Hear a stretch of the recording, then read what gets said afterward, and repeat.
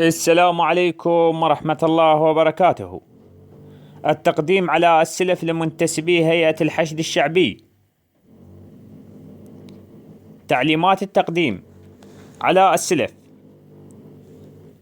أولا، إدخال رقم بطاقة الكيكارد لمعرفة تاريخ ومكان المراجعة وسقف مبلغ السلفة المسموح.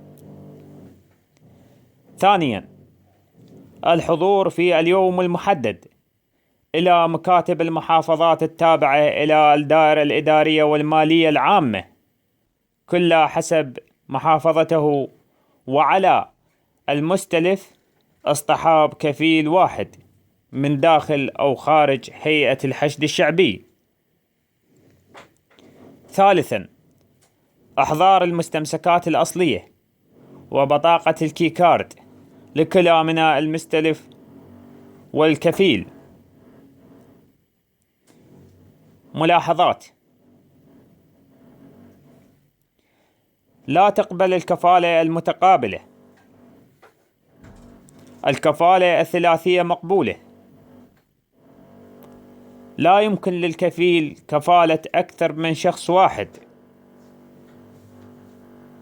سيتم رفع باقي الوجبات تدريجيا وفتح نافذة لغير المتقدمين على الموقع الإلكتروني. رابط التقديم تجدونه بالوصف أسفل الفيديو. اضغطون على الرابط يحولكم على قناتي على التليجرام، وهناك تقدرون تملون الاستمارة أو تشوفون أسماءكم إن كانت جاية بالسلفة أو لا.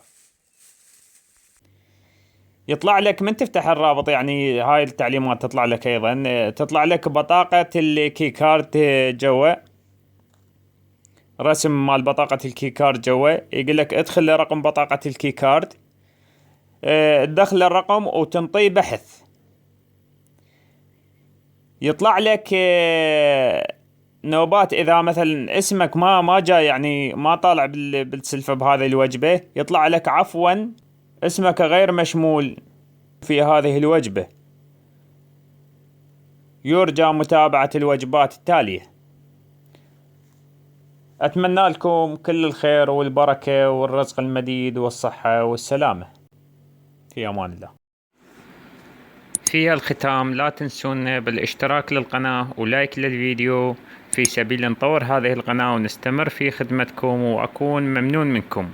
تحياتي.